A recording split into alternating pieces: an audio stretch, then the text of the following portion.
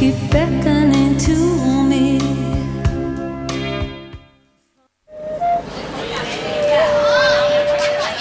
Hina. My name is Hina. I plan to teach, but I've also learnt to do beauty parlour work, so I might go into that field too.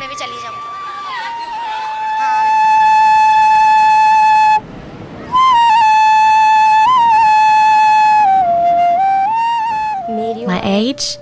I'm 17, I think. Hina lives in Karangi, an industrial area in Pakistan's largest city, Karachi. As in the rest of the country, many people here don't like women to go outside the home and consider it unnecessary for girls to get a higher education. People often don't want to educate their daughters. Others want to, but can't afford to. But the times and necessity are bringing changes. Hina is the youngest of 5 sisters. Her mother Sahrina never attended school, but her sisters studied till the 8th and 10th grades. The family's circumstances have led to Hina becoming the first girl in her family to go to college. Education teaches you the difference between right and wrong. You become more aware of people's problems. If a poor girl goes to school, she knows what financial problems she may face and how she can cope. She notices other girls like her and wants to help them, support them.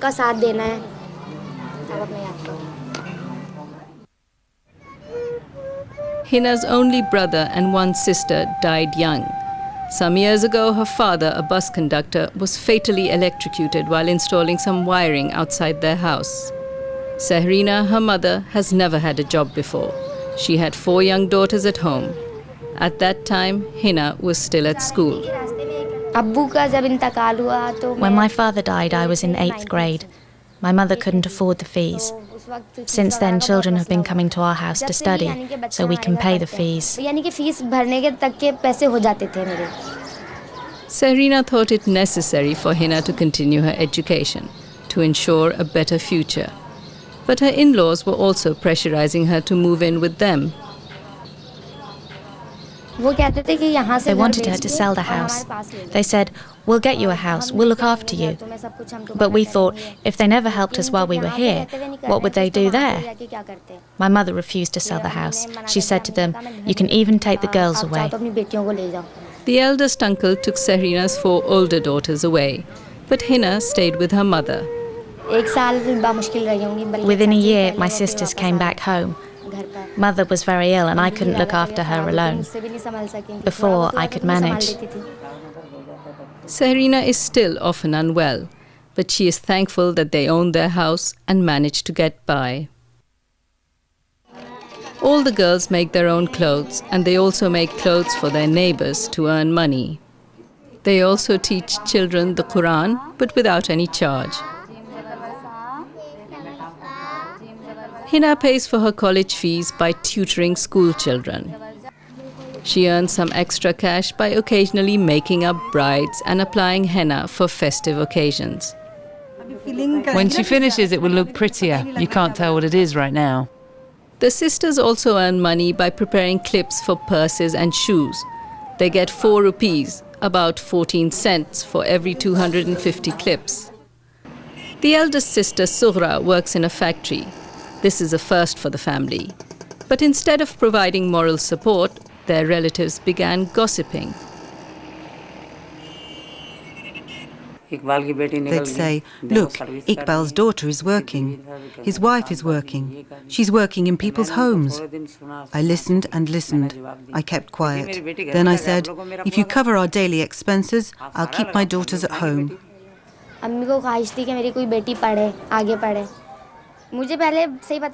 My mother wanted at least one daughter to have a higher education. Before, to be honest, I wasn't so interested. But when I saw how keen she was, I also felt I must continue, at least up to 12th grade. I wouldn't be able to study further if my father was here. Definitely not at college level. He was very strict about purdah. He wouldn't even let my sisters go out of the door, only I would come and go. Now it's essential. Obviously I have to study, otherwise how will we manage? When father was here, he took care of all the expenses, there were no worries. My sisters weren't that interested in studying. I mean, they knew he wouldn't let them study further, so they thought, why bother? In this conservative society, it is considered more important for girls to marry than to be educated or have a job. When my sisters marry, someone will have to stay with mother. She's often ill, as I've already told you.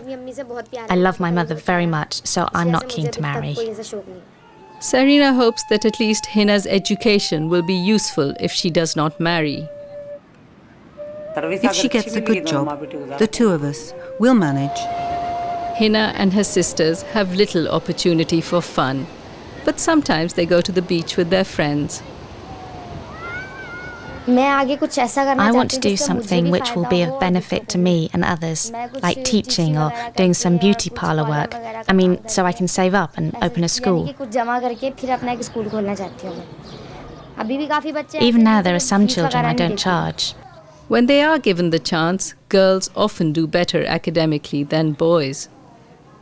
The girls I teach are much keener than the boys. Some boys are, but only one or two. In college too, most boys aren't that keen to study. But the girls who venture out face many problems. Obviously, as I go to college, on the way, people talk. Let them. You should feel okay about yourself. I don't take these things too seriously. But the route, it's difficult, it's quite a distance. Once two boys started following me. I told them off myself. When she gets the chance, Hina sometimes watches TV. There's a drama that I like called Kum Kum, now that the character Chanda has come into it. Actually, I didn't like it so much before, but now, look at Chanda's courage. She has no one, but she does everything for the sake of her brother. Hina and countless other girls like her in Pakistan face their problems with courage. For them, obtaining an education or getting a job is itself an act of courage. In the long run, it is not just they and their families who benefit, but all of society.